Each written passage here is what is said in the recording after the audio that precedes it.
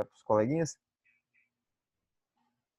Pronto, agora já está ficando gravado, certo? E aí, como eu estava dizendo a vocês, desde quando o homem começou a racionalizar, que ele começou a pensar, ele tenta descobrir e explicar de onde que ele veio. Então, isso é sempre uma questão bem retórica tipo, se você tem o mínimo de conhecimento de história, cada civilização tem a sua própria versão de como tudo ocorreu, como tudo aconteceu, como tudo surgiu. Então, a origem da vida em relação à mitologia grega, por exemplo, aos egípcios, sei lá, aos hindus, por exemplo, tem a Vishnu, né? Ou Ganesha, que é aquela deusa que tem 6 braços e tem o rosto de um elefante. Em cada um dos braços tem um elemento que foi misturado e isso deu origem à vida, né? O politeísmo lá no Egito Antigo, na Grécia Antiga, né? Onde cada deus ele era responsável, né, por uma parte que compôs ou que veio a formar, né, tudo que existe, né? Então, o homem ele sempre teve essa busca incessante, tá, sobre de onde eu vim, tá? E até enquanto não se tinha um desenvolvimento científico, tá, para tentar explicar isso aí de maneira mais plausível, tá? Tudo ficava em torno de mitologia, tudo ficava em torno de suposições, de hipóteses, tá? Então cada um desenvolvia sua própria hipótese, sua própria teoria e fazia daquilo ali a sua verdade, sendo que a ciência, tá? Ela é cética. Eu não estou aqui e de forma alguma ninguém vai questionar o que cada um aqui acredite ou deixe de acreditar, se você é cristão, se você é ateu, se você é agnóstico, enfim. Mas, para a ciência, na visão científica, eu só posso afirmar alguma coisa ou refutar alguma coisa se eu tiver como comprovar isso aí. Então, alguém diz assim, ó, o céu é vermelho. Beleza, eu digo, é mentira. Por quê? Porque é azul. Mas por que que é azul?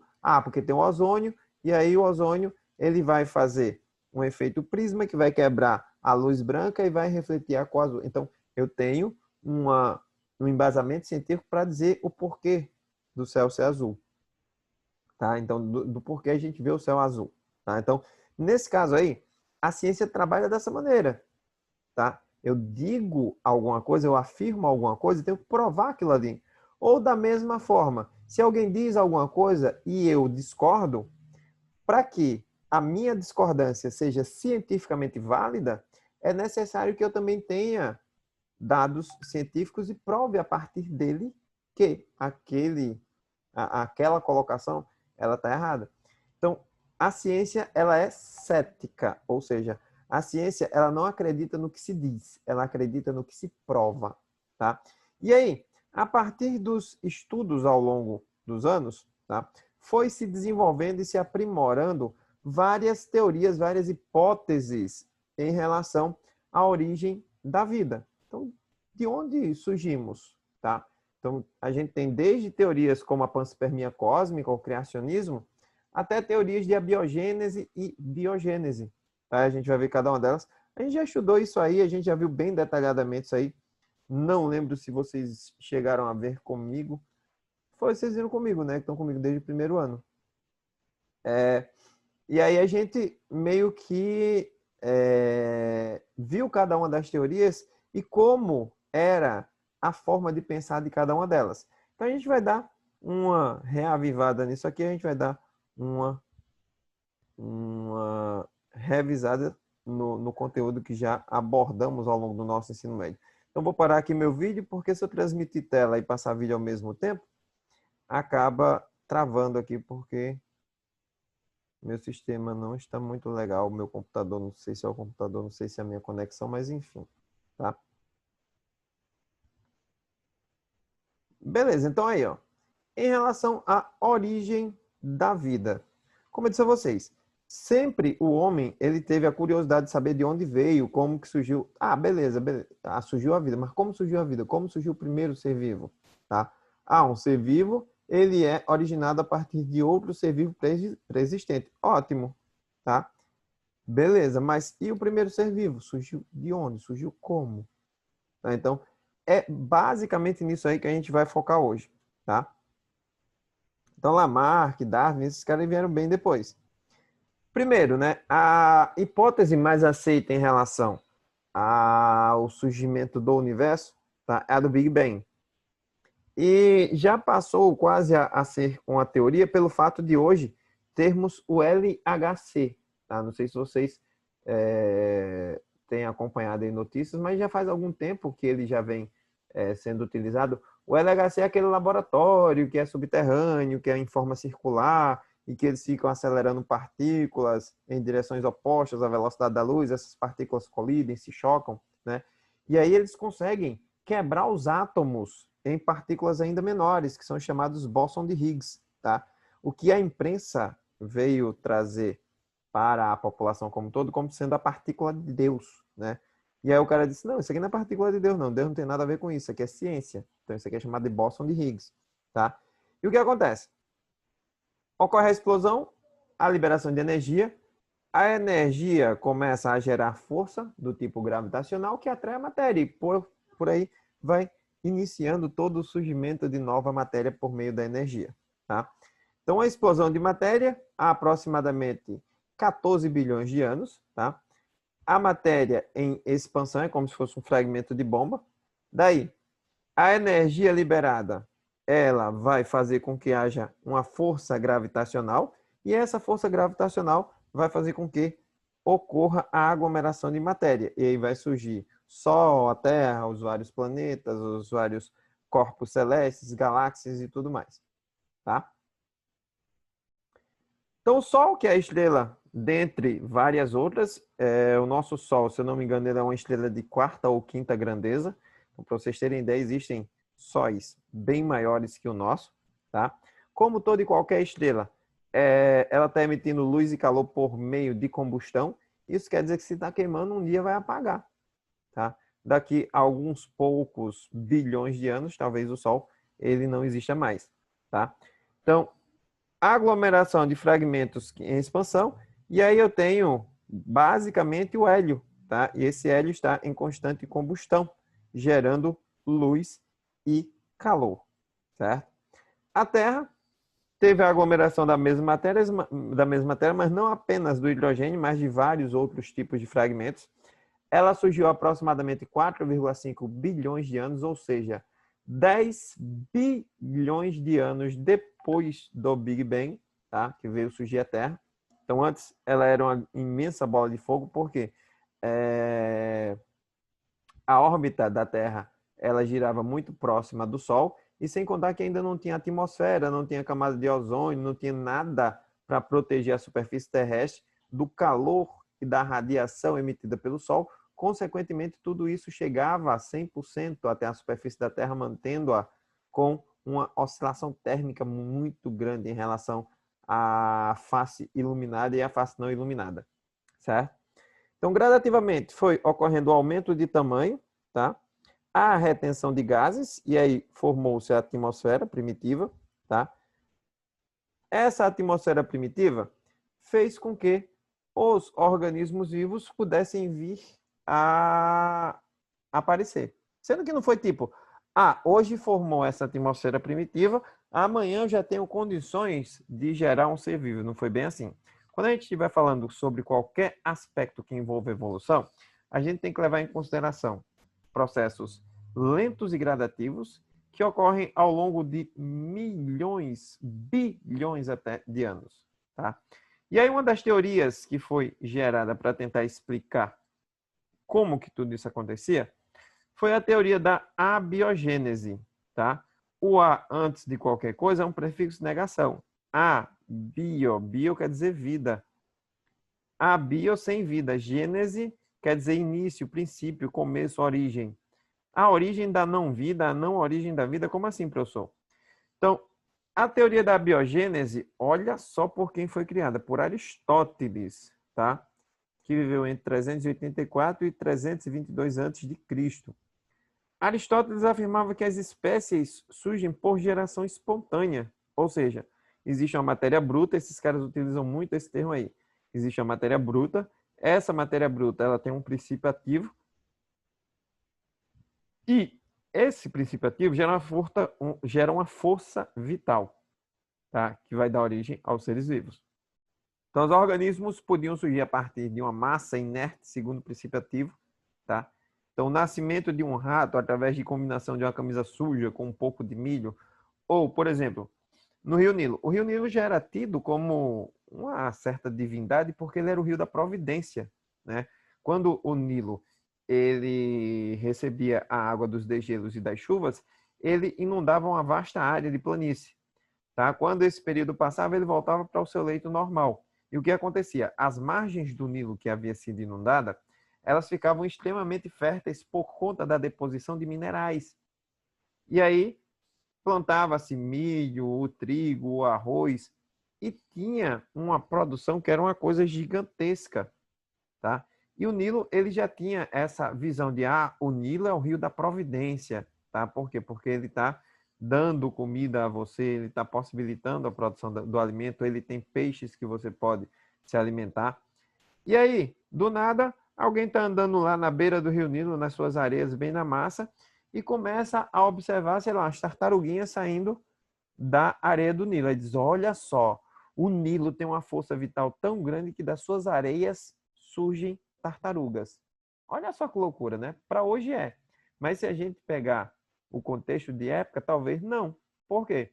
Porque o cara que estava ali, ele observou apenas um único aspecto de todo um processo reprodutivo. Ele estava vendo apenas a eclosão dos filhotes. Mas ele não viu que antes disso, um macho e uma fêmea tiveram que acasalar. A fêmea foi lá cavar um buraquinho e depositar os ovos. Os ovos passaram um determinado período ali chocando. E a partir daí os filhotes eclodiram. Só que de todo esse processo, o cara observou apenas uma etapa, a eclosão. E aí ele associou a eclosão ao Nilo, que já era um rio que tinha essa visão de rio da providência, que aquele que consegue te dar comida e tal, já tinha essa, entre aspas, força vital que era associada ao Nilo. De modo que simples de entender na época. Era só dizer assim, poxa, o Nilo tem tanta força vital que das suas areias surgem animais.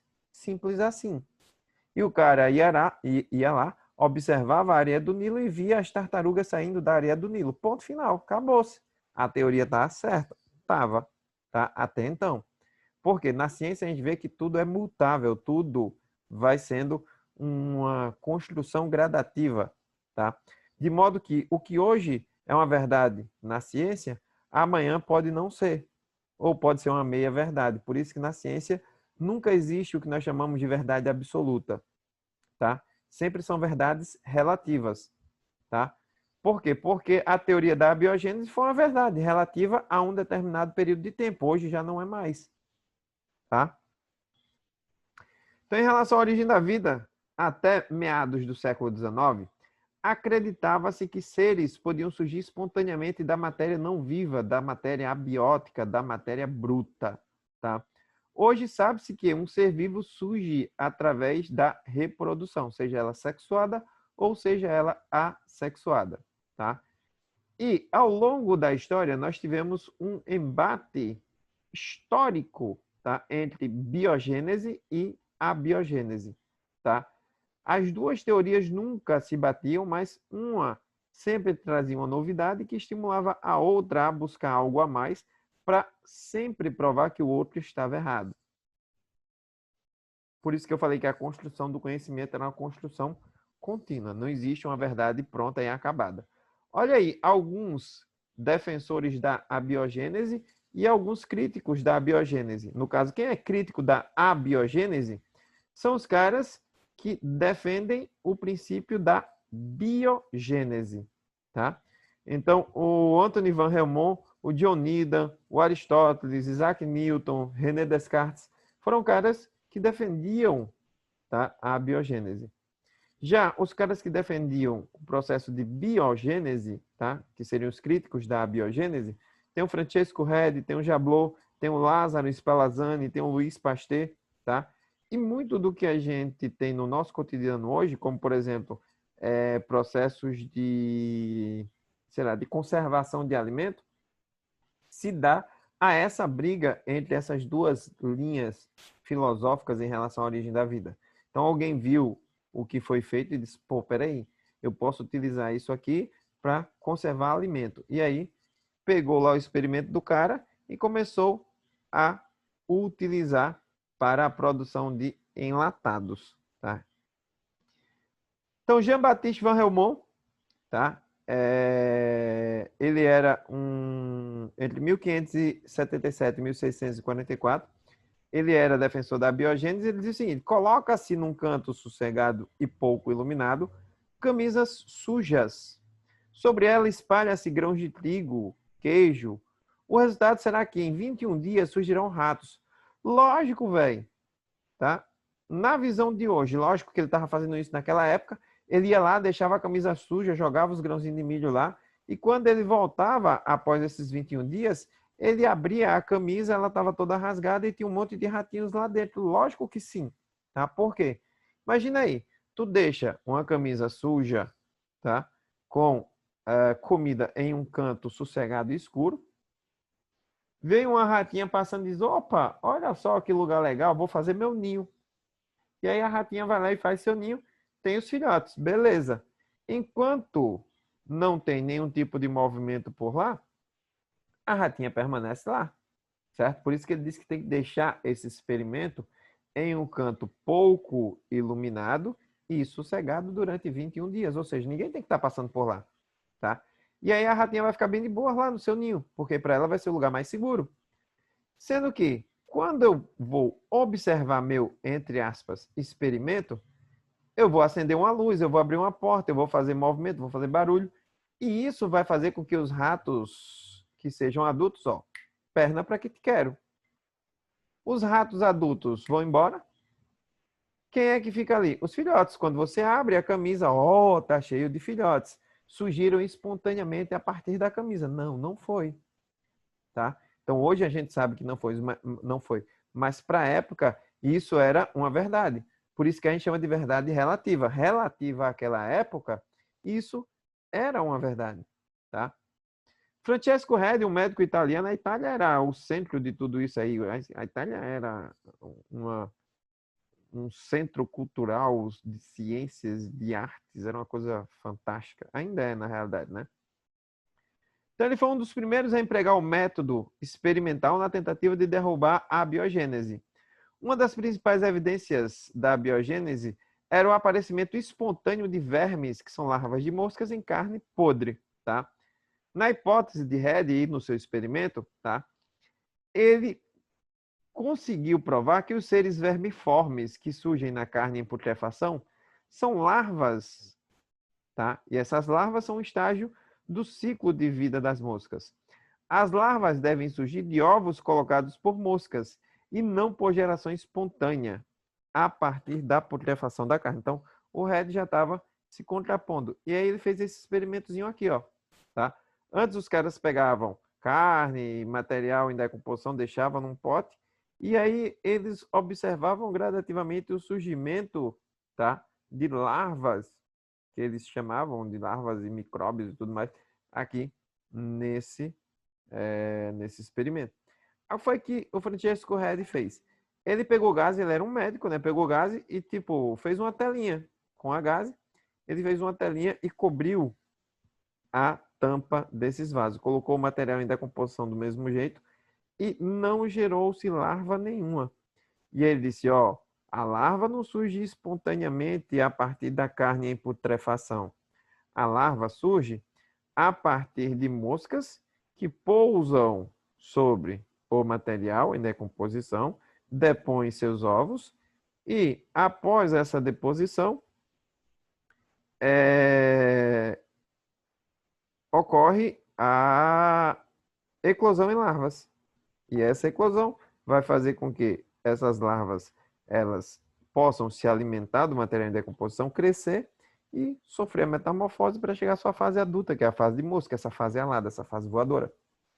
Sendo que, mesmo com essa telinha que o Redi colocou, o material continuava apodrecendo e aqui enchia de fungos e bactérias e micróbios, como assim eram chamados. E aí os caras dizem, ô Redi, beleza, mas e os micróbios, vêm de onde? Aí isso meio que quebrou o Red porque ele não tinha até então subsídios para provar que os micro-organismos eles vinham do ar.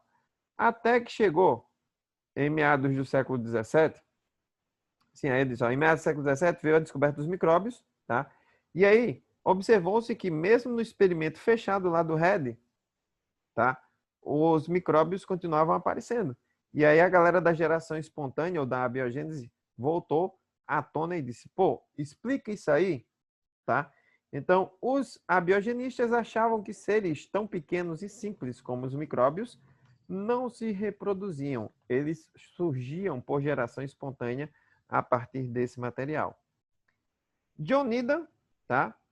Ele desenvolveu a hipótese da geração espontânea por meio de um caldo nutritivo, tá?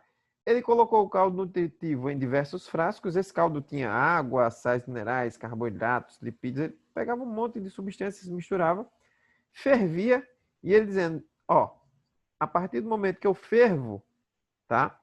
Eu estou matando tudo que for de micro-organismo que está aqui dentro. Beleza, tá certo? Daí ele tampava os seus frascos com rolhas e após alguns dias os caldos estavam repletos de micróbios, tá?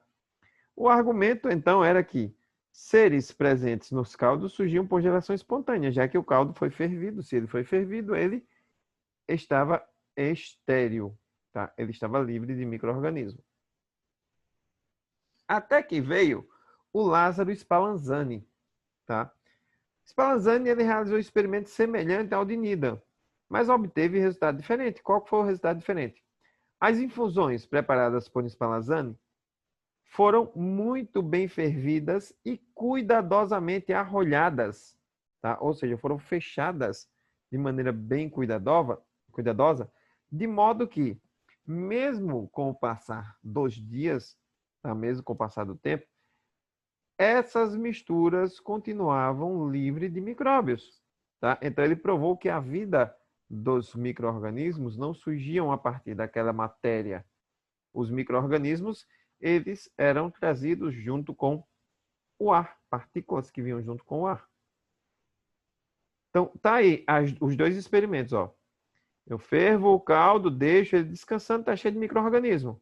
Eu fervo o caldo muito bem arrolhado, ou seja, fechadinho, deixo por algum tempo e depois eu não tenho nada.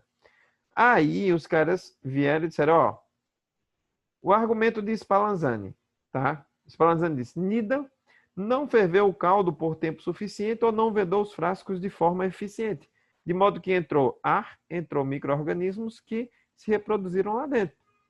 Já o Needham, que era defensor da abiogênese, ele disse, ó, a fervura por tempo prolongado destrói a força vital presente no caldo, tá?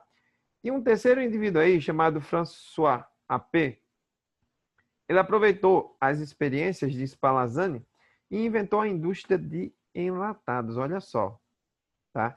Então, o François AP, ele disse, pô, peraí, se tá fervendo, tá matando os micro-organismos e tá ficando um monte de tempo sem os micro-organismos aparecer, eu posso fazer isso aqui com, por exemplo, enlatados ou embutidos e posso fazer com que esse meu produto tenha um prazo de validade mais longo, tá?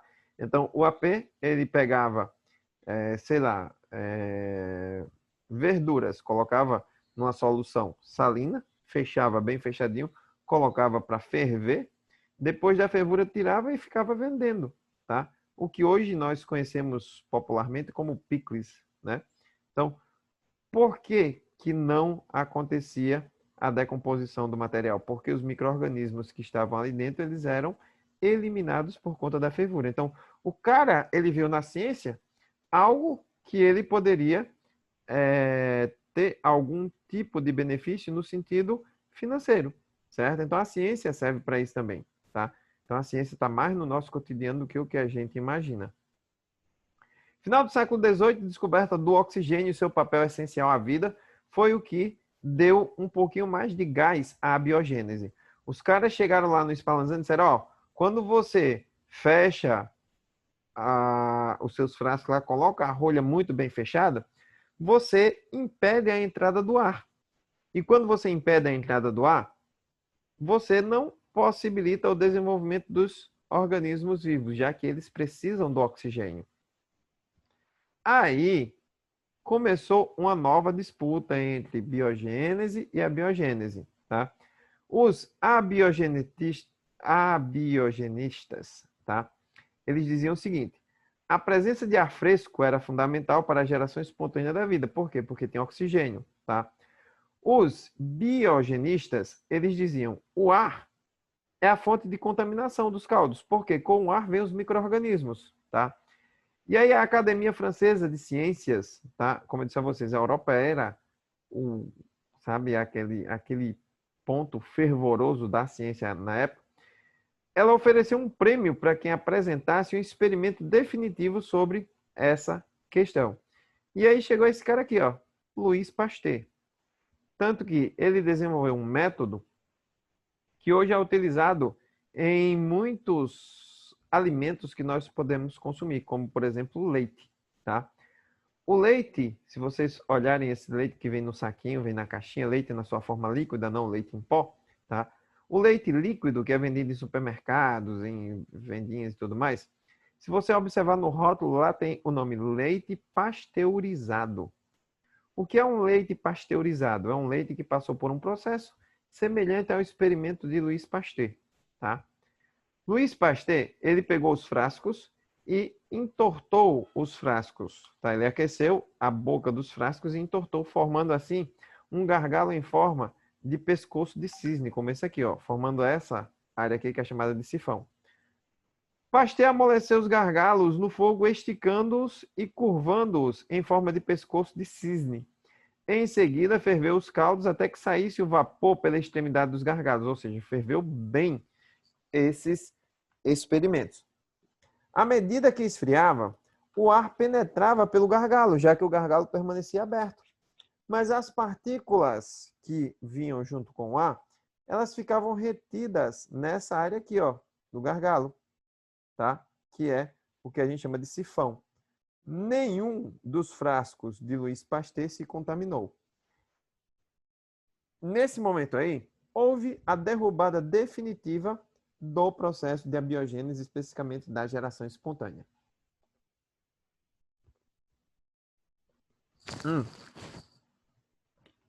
Bebam água, tá, gente? Se hidratem.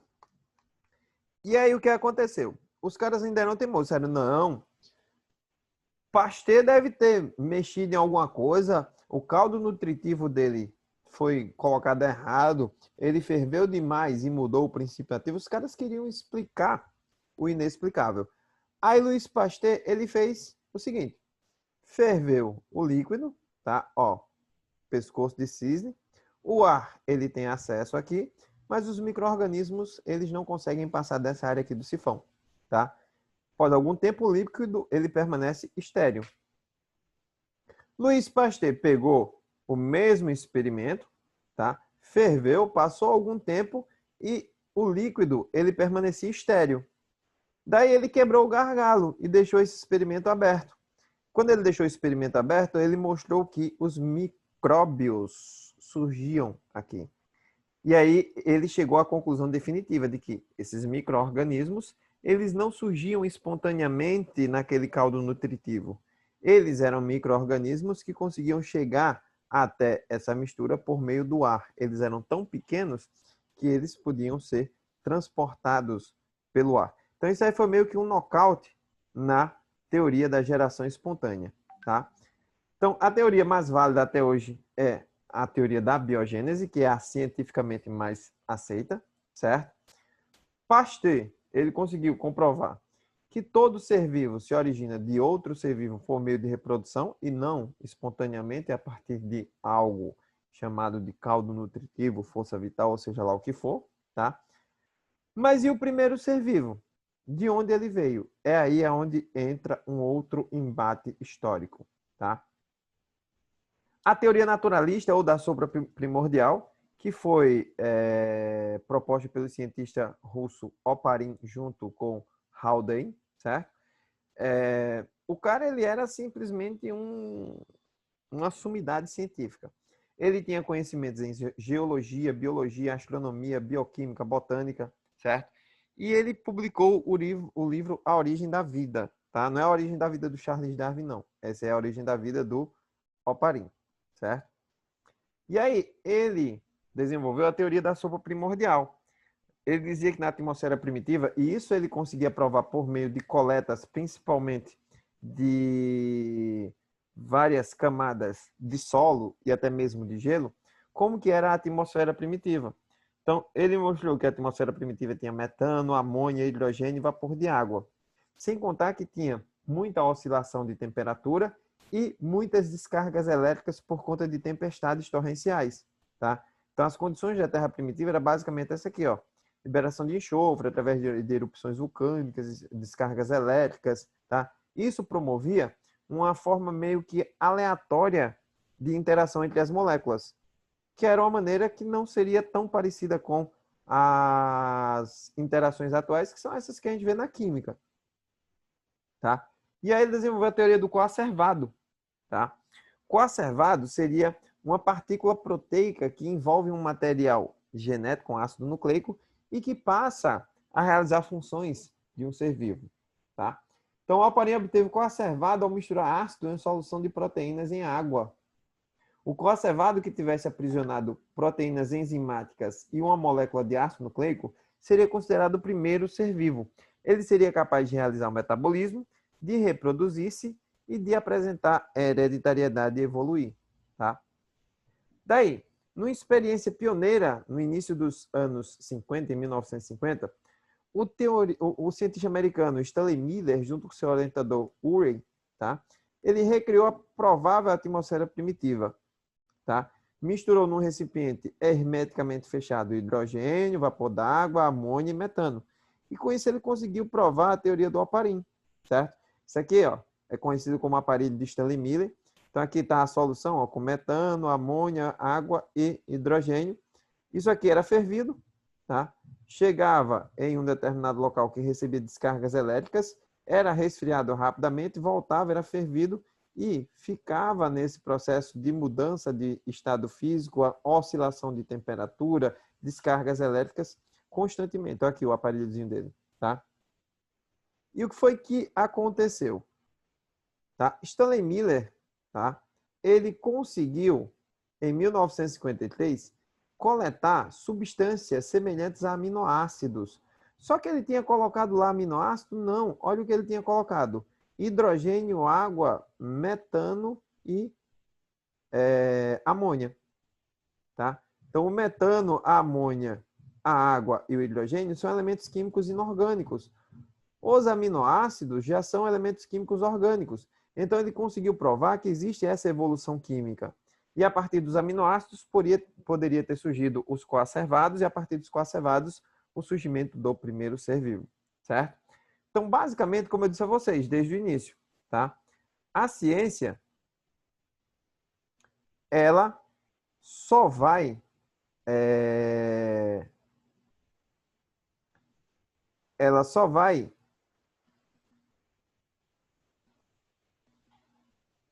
Oi, cadê?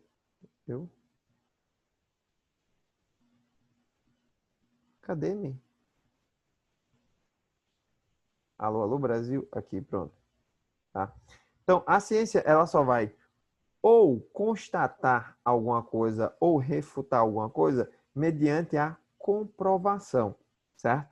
Então, próxima semana a gente dá continuidade a isso, tá? A gente vai ver um pouquinho mais sobre a hipótese autotrófica e heterotrófica e a gente inicia um pouquinho até falando sobre Lamarck, Darwin, a teoria da evolução das espécies já, beleza? Então, hoje ficamos por aqui, temos menos de 1 minuto aí que o programinha já está me avisando, tá? Bom finalzinho de semana a todos e até a próxima.